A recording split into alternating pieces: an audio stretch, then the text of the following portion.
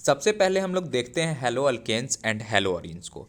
अब देखिए hello alkanes हो या हेलो अरीन्स हो, दोनों दो चीज़ों से बना है, हेलो और साथ में अल्केन। अब देखिए हेलो कहने का मतलब कि एक्स ग्रुप का फैमिली, ग्रुप नंबर 17 जिसमें फ्लोरीन क्लोरीन ब्रोमीन आयोडीन आता है, और वैसे ही हेलो अरीन्स में भी वही है। तो देखिए अल्केन्स का जनरल फॉर्मूला होता है CnH2n+2।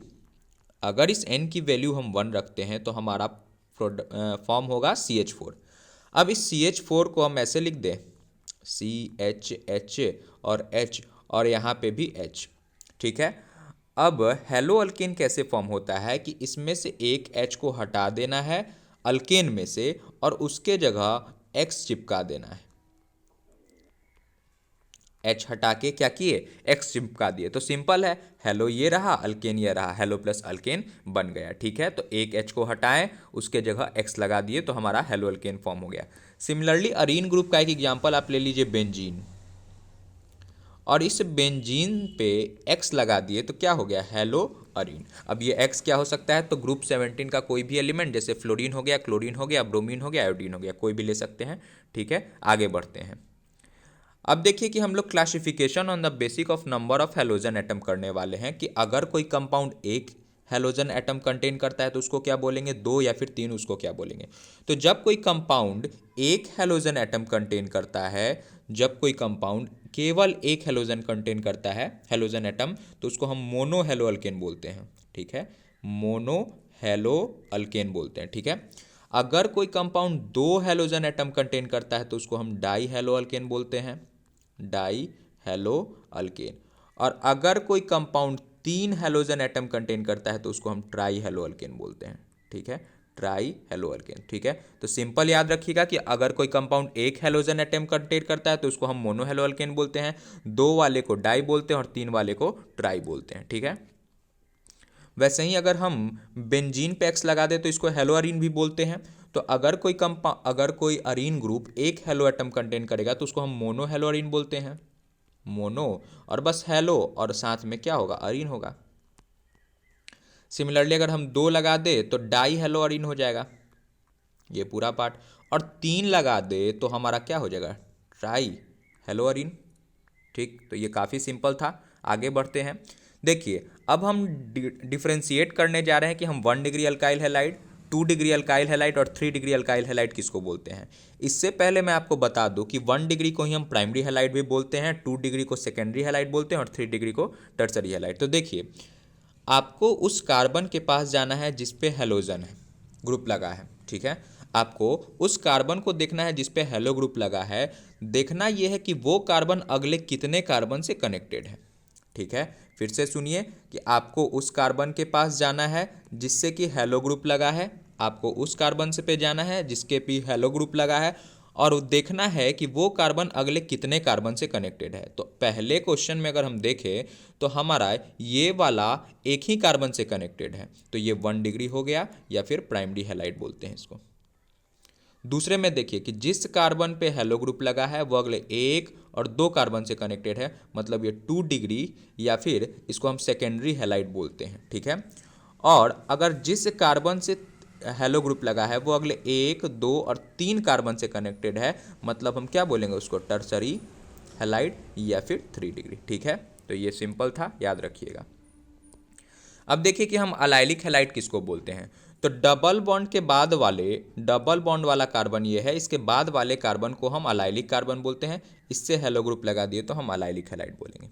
फिर से देखिए, डबल बॉन्ड के बाद वाले कार्बन को अलाइलिक कार्बन, इससे हेलो ग्रुप लगा दिए तो हम अलाइलिक हैलाइड हो गया। देखिए ये डबल बॉन्ड वाला कार्बन हो गया, इसके बाद वाले कार्बन को अलाइलिक कार्बन बोले और इससे हेलो ग्रुप लगा दिए तो हम अलाइलिक हैलाइड बोले। ये देखिए डबल बॉन्ड वाला कार्बन ये हो गया, इसके बाद वाले कार्बन को अलाइलिक कार्बन बोले और फिर इससे हेलो ग्रुप लगा दिए तो हमारा अलाइलिक हैलाइड हो गया। अगर इस अलाइलिक हैलाइड की डिग्री की हम बात करें तो देखिए एक सिग्मा बॉन्ड इधर, एक सिग्मा बॉन्ड इधर और दो सिग्मा बॉन्ड इधर, मतलब टोटल 4 हो गया, मतलब इसका हाइब्रिडाइजेशन क्या होगा, sp3। ठीक है, तो ये भी ध्यान रखिएगा कि अलाइलिक हैलाइड का हाइब्रिडाइजेशन जो होता है वो sp3 होता है, सब में सेम ही होगा। अगर आप यहाँ भी चेक करना चाहते हैं तो देखिए एक बॉन्ड इधर, एक बॉन्ड इधर, एक बॉन्ड इधर, और फिर अच्छा डबल अलाइलिक कार्बन की बात कर रहे हैं ना, तो इसकी देखिए यहाँ पे इधर गया और फिर इधर गया, मतलब इसका भी क्या हो गया 4sp3। ठीक है। और इधर एक हाइड्रोजन भी यहाँ पे लगा सकते हैं, तो उससे भी पता चल जाएगा sp3 होगा, ठीक। अब देखिए कि बेंजाइलिक हैलाइड किसको बोलते हैं, तो बेंजीन से सटे कार्बन को हम बेंजाइलिक कार्बन बोलते हैं, उससे हेलो ग्रुप लगा दीजिए तो बेंजाइलिक हैलाइड हो गया। फिर यहाँ भी देखिए कि बेंजीन से सटा कार्बन ये वाला है, इससे हेलो ग्रुप लगा है तो ये बेंजाइलिक हैलाइड हो गया। अगर इस बेंजाइलिक हैलाइड की हम डिग्री की बात करें तो जिस कार्बन से हेलो ग्रुप लगा है वो अगले 1, 2 और 3 कार्बन से, मतलब ये 3 डिग्री या फिर टर्सरी हैलाइड हो गया, ठीक है। आगे देखते हैं। अब देखिए विनाइलिक हैलाइड किसको बोलते हैं, तो डबल बॉन्ड वाले कार्बन पे ही अगर हम हेलो ग्रुप लगा दे तो उसको हम विनाइलिक हैलाइड बोलते हैं, ठीक है। तो डबल बॉन्ड वाले कार्बन पे ही आपको एक्स ग्रुप लगा देना है, मतलब हेलो ग्रुप लगा देना है, तो उसी को हम विनाइलिक हैलाइड बोलेंगे, ठीक है। आगे देखिए अराइल हैलाइड किसको बोलते हैं, तो बेंजीन से एक्स लगा देना है, बेंजीन से क्या करना है, हेलो ग्रुप को आपको लगा देना है, तो वो आपका अराइल हैलाइड हो जाएगा। ये सारी चीज़ें तो बेसिक थी। चलिए अब आगे देखते हैं method of preparation of alkyl halide, और जिसमें सबसे पहला मेथड है कि हम अल्कोहल से बना सकते हैं अल्काइल हैलाइड को, ठीक है। मेथड ऑफ प्रिपरेशन में हम अल्कोहल को से हम अल्काइल हैलाइड कैसे बनाएंगे वो देखिए। तो सबसे पहला मेथड है कि जब हम अल्कोहल को HX से ट्रीट करेंगे इन प्रेजेंस ऑफ ZnCl2 तो हमारा अल्काइल हैलाइड बनेगा और साथ में वाटर बनेगा, ठीक है। बहुत सिंपल है। देखिए अल्काइल ग्रुप पे पॉजिटिव चार्ज, ऑक्सीजन के पास लोन पेयर, यहाँ H पे पॉजिटिव और X पे negative, partial positive partial negative बोलते हैं। तो बस पॉजिटिव वाले को निगेटिव के साथ, और लोन पेयर भी क्या होता है, निगेटिव पॉजिटिव के साथ कनेक्ट होने की कोशिश करता है, तो R के साथ X को चिपका दिए और H2O ये बन गया। दूसरा है कि अगर हम अल्कोहल को सोडियम बोराइड के साथ ट्रीट करेंगे तो हमारा फिर से अल्काइल हैलाइड फॉर्म होगा और साथ में NaHSO4 होगा और प्लस में क्या होगा, H2O होगा। तो ये भी जो आपका है ये डायरेक्ट मेथड है कि आपको अल्कोहल को सोडियम बोराइड से ट्रीट करेंगे तो X, ये अगर Br है तो यहाँ Br ही करिएगा, यहाँ Cl होगा तो Cl कर दीजिएगा, हम X लिख दिए थे। तो बस अल्कोहल को सोडियम बोराइड से ट्रीट करेंगे तो RBr प्लस NaHSO4 और साथ में वाटर फॉर्म होगा। अब देखिए कि अगर हम 3 मोल ऑफ अल्कोहल को ले लें साथ में PX3 को तो हमारा क्या प्रोडक्ट बनेगा। तो देखिए एक तो आपका अल्काइल हैलाइड बन गया, लेकिन दिक्कत तब आती है जब इसकी बाई प्रोडक्ट को पूछा जाता है। तो देखिए एक ट्रिक बताते हैं इसका कि अगर आपको 3 मोल ऑफ अल्कोहल दिया है ROH और फिर आपको PX3 भी है साथ में, तो पहले तो आप 3 मोल ऑफ अल्काइल हैलाइड बना दिए, मतलब ये पूरा पार्ट निकल गया। बच क्या गया आपके पास, यहाँ से H3 तो उसको लिख दीजिए, यहाँ से P बच गया उसको लिख दीजिए और यहाँ से O3 बच गया इसको लिख दीजिए, हो गया। तो जब आप 3 मोल ऑफ अल्काइल हैलाइड को 3 मोल ऑफ अल्कोहल को आप PX3 से कनेक्ट करोगे तो RX और साथ में H3PO3 बनेगा। ये प्रोडक्ट पूछा जाता है बार बार, याद रखिएगा। सिमिलरली अगर हम अल्कोहल को PX5 से ट्रीट करें तो देखिए कैसे लिखेंगे। मान लीजिए आपके पास अल्कोहल है ऐसा कुछ और PX5 को आप ऐसा लिख लीजिए PX3 और साथ में इधर X। अब यहाँ से HX निकालिए, यहाँ से अल्काइल हैलाइड निकालिए, यहाँ से POX3 निकालिए, यही आपका प्रोडक्ट फॉर्म हो गया अल्काइल हैलाइड POX3 और साथ में HX, ठीक है। तो ये भी काफ़ी सिंपल था। अब देखिए अल्कोहल को अगर हम रेड फास्फोरस के साथ in presence of X2 treat करते हैं तो ये भी आपका केवल और केवल अल्काइल हैलाइड फॉर्म करता है, इसमें बाय प्रोडक्ट कुछ भी फॉर्म नहीं होता और ये डायरेक्ट मेथड है अल्काइल हैलाइड को फॉर्म करने का। सिमिलरली अगर हम अल्कोहल को SOCl2 से ट्रीट करें तो फिर से हमारा अल्काइल हैलाइड फॉर्म होगा, SO2 फॉर्म होगा और साथ में आपका HCl फॉर्म होगा, ठीक है। तो ये सारे डायरेक्ट मेथड थे जिससे हम अल्काइल हैलाइड बना सकते थे, किसके यूज से, तो अल्कोहल के यूज से, ठीक है। अब आगे बढ़ते हैं। अब देखिए कि फ्री रेडिकल हैलोजिनेशन क्या है। जब हम अल्केन को Cl2 से ट्रीट कराते हैं in presence of UV light rays तो हमारा 2 प्रोडक्ट फॉर्म होता है। एक देखिए ये CH3 CH2 और ये हो गया आपका CH2Cl। अच्छा एक और प्रोडक्ट फॉर्म होता है उसको भी पहले देख लेते हैं, CH3 CH CH3Cl। तो इस रिएक्शन में आपको समझ में आ रहा होगा कि क्या हुआ होगा कि पहले कार्बोकैटायन फॉर्म हुआ होगा, तो एक बार H यहाँ से निकला होगा, एक बार H यहाँ से निकला होगा। जब यहाँ से निकला तो हमारा प्रोडक्ट ये फॉर्म हुआ, और जब इस वाले पोजीशन से निकला तो हमारा प्रोडक्ट ये फॉर्म हुआ। लेकिन जरा इमेजिन करिए कि जब यहाँ से यहाँ से अगर H हम निकाले तो यहाँ कार्बोकैटायन पहले फॉर्म हुआ होगा और फिर क्लोरीन आके चिपका होगा, तो कार्बोकैटायन फॉर्म हुआ। जो कार्बोकैटायन फॉर्म हुआ था वो तो 1 डिग्री वाला कार्बोकैटायन था, और जब यहाँ से H निकला तब ये 2 डिग्री कार्बोकैटायन था। जब यहाँ पे कार्बोकैटायन फॉर्म होगा तो ये 2 डिग्री, क्योंकि ये 2 कार्बन से कनेक्टेड है। अब बताइए आप कि इन दोनों में से मेजर प्रोडक्ट कौन सा होगा? तो 2 degree carbocation, because 2 degree carbocation जो होता है वो ज़्यादा स्टेबल होता है किससे? 1 डिग्री से। ठीक है, तो यही ध्यान रखना था कि 2 प्रोडक्ट फॉर्म होगा, और जिसका कार्बोकैटायन ज़्यादा स्टेबल होगा उसी को हम मेजर प्रोडक्ट बोल देंगे। ठीक है, अब देखिए कि इलेक्ट्रोफिलिक सब्स्टिट्यूशन क्या है। तो इलेक्ट्रोफिलिक सब्स्टिट्यूशन में जब हम टॉलिन को अगर बेंजीन से CH3 लगा देते हैं तो हम उसको टॉलिन बोलते हैं। X2 से ट्रीट करें in presence of Fe dark तो हमारा 2 प्रोडक्ट फॉर्म होता है। देखिए कौन कौन सा। एक बार हम X को ऑर्थो पोजिशन पे लगा देंगे और एक बार पैरा पोजिशन पे लगा देंगे, तो CH3 ये टॉलिन हो गया और ये X। अब ये जो मेजर प्रोडक्ट है ना वो पैरा पोजीशन वाला होगा, और अगर इसकी नेमिंग की बात करें तो ये ऑर्थो पोजीशन पे X लगा है, मतलब ऑर्थो, हेलो और टॉलिन ग्रुप। ठीक है, और ये हो गया पैरा पोजीशन पे हेलो ग्रुप लगा है तो पैरा, हेलो और टॉलिन। और मेजर प्रोडक्ट कौन सा होगा? तो पैरा पोजीशन वाला आपका मेजर प्रोडक्ट होगा। ठीक है, ये ऑर्थो पोजीशन वाला है, ये पैरा पोजीशन वाला है। ठीक, आपको ध्यान रखना है। अब देखिए सैंडमेयर्स रिएक्शन किसको बोलते हैं? तो जब हम एनेलीन को sodium nitrate plus hydrogen halide से ट्रीट करते हैं तो हमारा बेंजीन डाइजोनियम हैलाइड फॉर्म होता है। फिर से सुनिएगा, जब हम एनेलीन को, अब एनेलीन किसको बोलते हैं? तो बेंजीन से आप NH2 लगा दीजिए तो उसको एनेलीन बोलते हैं। तो एनेलीन को sodium nitrate plus hydrogen halide से ट्रीट करते हैं तो हमारा बेंजीन डाइजोनियम हैलाइड फॉर्म होता है, और इस बेंजीन डाइजोनियम हैलाइड को हम Cu2X2 से ट्रीट करते हैं तो हमारा अराइल हैलाइड बन जाता है और साथ में डाई नाइट्रोजन बन जाता है। ठीक है, तो आपको क्या ध्यान रखना है कि जब एनिलीन को sodium nitrate plus hydrogen halide से ट्रीट किए तो हमारा बेंजीन डाइजोनियम क्लोराइड बना। इस बेंजीन डाइजोनियम क्लोराइड को हम क्यूप्रस हैलाइड से ट्रीट किए तो हमारा अराइल हैलाइड बना। अब ये जो X यहाँ दिख रहा है या फिर यहाँ दिख रहा है या फिर यहाँ दिख रहा है, ये केवल और केवल क्लोरीन या फिर ब्रोमीन होगा।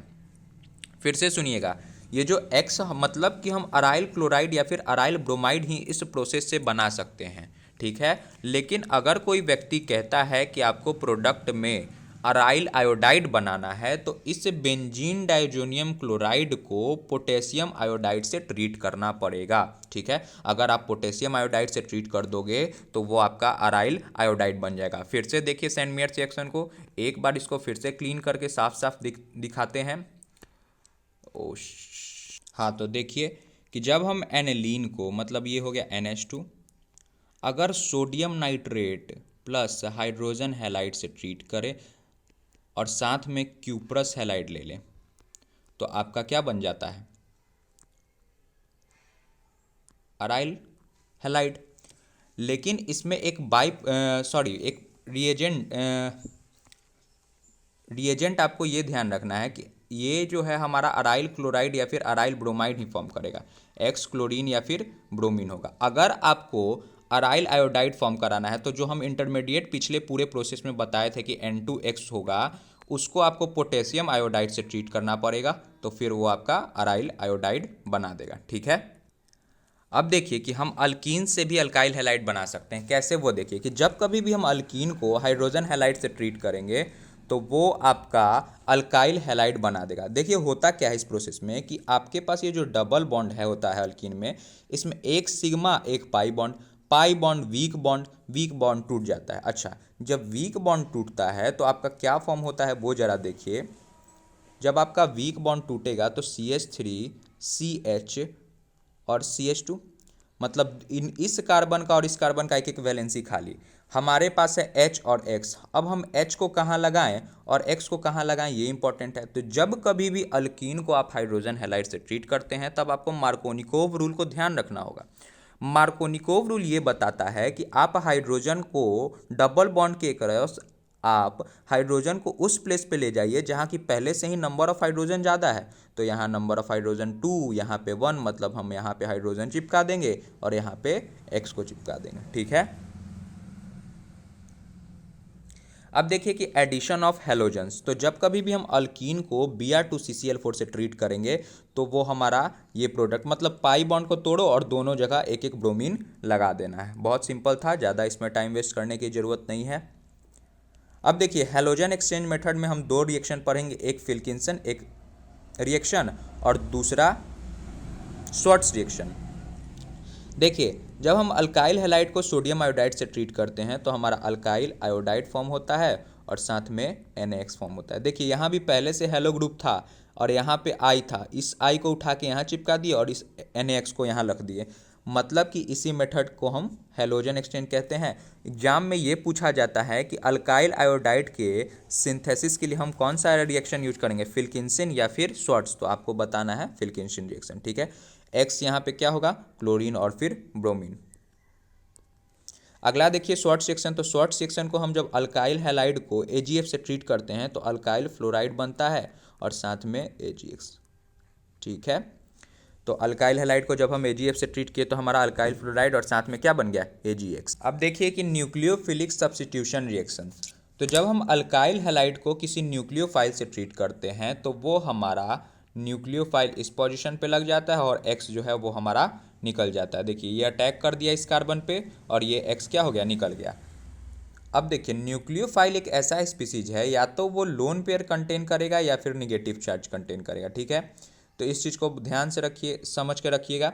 अब देखिए यहाँ NaOH में अल्काइल हैलाइड को ट्रीट करा रहे हैं तो OH एक न्यूक्लियोफाइल है और Na पे पॉजिटिव चार्ज होगा, यहाँ से X को निकाल देगा और R के साथ OH बना देगा, मतलब ये अल्कोहल बना दिया और साथ में NaX बना दिया। ठीक है। तो अल्काइल हैलाइड को जब हम सोडियम हाइड्रोक्साइड से ट्रीट किए तो हमारा अल्कोहल बन गया, साथ में NaX। तो न्यूक्लियोफाइल आपको पहचानने आना चाहिए, इस चीज़ को ध्यान रखिएगा।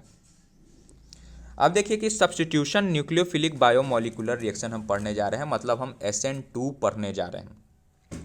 तो जब हम न्यूक्लियोफाइल से अल्काइल हैलाइड को ट्रीट करते हैं SN2 रिएक्शन में तो हमारा क्या होता है कि ये OH बैक साइड से अटैक करता है, तो ये प्रोडक्ट हमारा फाइनल प्रोडक्ट फॉर्म हो जाता है। अब ये OH जो बैक साइड से अटैक किया, ये फ्रंट साइड से क्यों नहीं अटैक किया वो हम आपको समझाना चाहते हैं। तो एक तो फ्रंट साइड से अटैक नहीं किया क्योंकि क्लोरीन पहले से ही इस प्लेस को ऑक्यूपाइड किया है। तो जब OH इस प्लेस पे अटैक करता है तो धीरे धीरे धीरे धीरे धीरे इसका बॉन्ड फॉर्म होता है और उसी समय ये बॉन्ड धीरे धीरे धीरे धीरे टूटता है। तो इस स्टेट को हम बोलते हैं ट्रांजिशन स्टेट। ठीक है। और फाइनली ये बॉन्ड टूट के बाहर निकल जाता है और हमारा प्रोडक्ट ये वाला भी बॉन्ड जो है वो पूरा फॉर्म होके हमारा ये प्रोडक्ट बना देता है। ठीक है। फिर से समझ लीजिए इस चीज़ को कि सब्स्टिट्यूशन न्यूक्लियोफिलिक बायोमोलिकुलर रिएक्शन में हमारा क्या होता है कि न्यूक्लियोफाइल बैक साइड से अटैक करता है, जैसे ही ये बॉन्ड अपना बनाना शुरू करेगा ये क्लोरीन अपना बॉन्ड यहाँ से तोड़ के हटने लगेगा, फाइनली हमारा ये अल्कोहल बन जाता है और ये क्लोरीन निकल जाता है। ठीक है। अब देखिए इसके बारे में कुछ इंपॉर्टेंट पॉइंट्स इस रिएक्शन के बारे में कि ये एक सिंगल स्टेप रिएक्शन है, इस रिएक्शन में कोई रीअरेंजमेंट नहीं होता और ये इन्वर्टेड प्रोडक्ट देता है। हम देख चुके हैं इन्वर्टेड प्रोडक्ट कहने का मतलब क्या, कि यहाँ पे हमारा क्लोरीन फ्रंट साइड से था और हम न्यूक्लियोफाइल का अटैक बैक साइड से कराएं, हमारा प्रोडक्ट बैक में फॉर्म हुआ। ठीक है। तो इसी का मतलब हुआ इन्वर्टेड प्रोडक्ट फॉर्म कर दिया। और चौथा है कि ये फॉलो करता है सेकेंड ऑर्डर काइनेटिक्स को। ठीक है। मतलब रेट ऑफ रिएक्शन जो है वो डिपेंड करता है अल्काइल हैलाइड पे भी रिएक्टेंट के और साथ में न्यूक्लियोफाइल के भी। तो अगर हम इन दोनों का ऑर्डर लिखना चाहें तो ये हमारा क्या हो जाएगा, 1 + 1 दैट इज इक्वल टू 2। ठीक है। अब देखिए कि हम ऑर्डर ऑफ रिएक्टिविटी SN2 की बात करें तो फिर से आप थोड़ा सा यहाँ आइए पीछे, देखिए यहाँ पे कि अगर हम इस जगह पे पहुँचेंगे न्यूक्लियोफाइल का अटैक होगा तभी तो ये रिएक्शन पॉसिबल है। और न्यूक्लियोफाइल का अटैक कब होगा, जब जितना कम भीड़ इस पोजीशन पे हो उतना ही आसानी से हमारा ये न्यूक्लियोफाइल अटैक करेगा और रिएक्शन को प्रोसीड करेगा। तो एक बात फिर से देख लीजिए कि न्यूक्लियोफाइल का अटैक यहाँ जितना आसानी से होगा उतनी ही जल्दी हमारा रिएक्शन होगा। तो न्यूक्लियोफाइल का अटैक कब आसानी से होगा, जब भीड़ कम होगा। तो सबसे ज़्यादा रिएक्टिविटी इसका होगा, फिर 1 डिग्री अल्काइल हैलाइड, फिर 2 डिग्री अल्काइल हैलाइड, और सबसे लास्ट में आपका 3 डिग्री। तो 1 डिग्री, 2 डिग्री एंड 3 डिग्री, ये है आपका order of reactivity of SN2, ठीक है। और आगे सबसे आगे CH3, मतलब जितना कम बल्कीनेस उतना ज़्यादा रिएक्टिविटी किसका, SN2 का, ठीक है। अब आइए SN1 की बात करते हैं।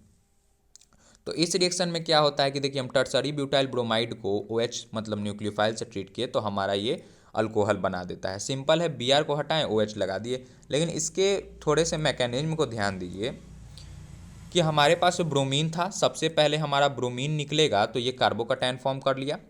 अब देखिए ये कार्बोकटायन जो होता है वो रेट डिटरमाइनिंग स्टेप होता है, इस बात को भी ध्यान रखिएगा, ठीक है। और फिर अगले स्टेप में जब हमारा ये OH इस एज ए न्यूक्लियोफाइल इस पॉजिटिव चार्ज पे अटैक करेगा तो हमारा ये अल्कोहल बना देगा, ठीक है। तो ये 2 स्टेप का रिएक्शन था, सिंपल है। पहले स्टेप में ब्रोमीन को हटाएं, कार्बोकटायन फॉर्म किए, दूसरे स्टेप में हम न्यूक्लियोफाइल को चिपका दिए, ठीक। अब देखिए इस रिएक्शन में हम ये बोले कि हमारा जो ये स्टेप है कार्बोकटायन जो फॉर्म हुआ वो रेट डिटरमाइनिंग स्टेप है, ठीक, रेट डिटरमाइनिंग स्टेप है। अब इसकी अगर हम रिएक्टिविटी, ऑर्डर ऑफ रिएक्टिविटी बात करें तो 3 डिग्री कार्बोकटायन का सबसे ज़्यादा होगा, फिर 2 डिग्री, फिर 1 डिग्री, और देन सबसे लास्ट में आपका CH3X, ठीक है। तो इस चीज़ को ध्यान रखिएगा। अब हम बात कर रहे हैं एलिमिनेशन रिएक्शन की। अब एलिमिनेशन रिएक्शन में क्या होता है कि आपको रीएजेंट याद होना चाहिए कि अल्कोहलिक KOH होता है, ठीक है। इसका रिएजेंट कौन सा होता है, तो अल्कोहलिक KOH। बस सिंपल तरीका बता रहे हैं, बिल्कुल आसानी से याद हो जाएगा कि आप एलिमिनेशन रिएक्शन में अल्काइल हैलाइड को जब आप अल्कोहलिक KOH से ट्रीट करते हो तो उस X को हटा दो, जिस कार्बन पे X लगा है उस X को हटा दीजिए, और उसके बगल वाले कार्बन से हाइड्रोजन को हटा दीजिए, और उन दोनों के बीच डबल बॉन्ड लगा दीजिए, हो गया आपका एलिमिनेशन रिएक्शन खत्म। फिर से समझिए क्या हम कह रहे हैं कि जब हम एलिमिनेशन रिएक्शन की बात करेंगे तो हमारे पास रिएजेंट होगा अल्कोहलिक KOH, ठीक है। अब आप अल्काइल हैलाइड में उस कार्बन के पास जाइए जिसके पास X मतलब हेलो ग्रुप का एलिमेंट लगा है, उस कार्बन को हम बोलते हैं अल्फा कार्बन, उसके बगल वाले कार्बन को हम बोलते हैं बीटा कार्बन। तो आपको अल्फा कार्बन से हेलो ग्रुप को हटा देना है, आपको अल्फा कार्बन से क्या करना है, हेलो ग्रुप को हटा देना है, और बीटा कार्बन से आपको H को हटा देना है, ठीक है। अल्फा कार्बन से आपको X को हटा देना है और बीटा कार्बन से आपको H को हटा देना है, और उन दोनों के बीच डबल बॉन्ड मतलब लगा देना है, अल्कीड फॉर्म हो गया, साथ में HX। देखिए इसका एक एग्जाम्पल कराते हैं। देखिए ये है हमारा अल्काइल हैलाइड, इसको हमको एलिमिनेशन रिएक्शन मतलब अल्कोहलिक KOH से ट्रीट करना है। तो हम ये बोले कि आप अल्फा कार्बन देखिए और उसके बगल वाले कार्बन को बीटा कार्बन बोलते हैं। अल्फा कार्बन से आप ब्रोमीन हटाइए और बीटा कार्बन से आप हाइड्रोजन हटाइए, ठीक है। तो पहला स्टेप कर देते हैं कि CH3CH डबल बॉन्ड CH3, ये हो गया। लेकिन हम ये बोले कि अल्फा कार्बन के बगल वाले कार्बन को हम बीटा कार्बन बोलते हैं, तो अल्फा कार्बन ये है और इसके बगल वाले कार्बन बीटा कार्बन ये भी होगा, मतलब एक और प्रोडक्ट फॉर्म होगा। तो एक और प्रोडक्ट लिखिए, CH3CH2CH और डबल बॉन्ड CH2। अब इन दोनों में से मेजर प्रोडक्ट कौन सा होगा, ये इंपॉर्टेंट है। एक प्रोडक्ट तो ये हुआ, एक प्रोडक्ट ये हुआ। इस अल्फा कार्बन के बगल वाले कार्बन को हम बीटा कार्बन बोले, तो दोनों जगह बीटा कार्बन थे, तो दोनों जगह से हम 2 प्रोडक्ट बना दिए।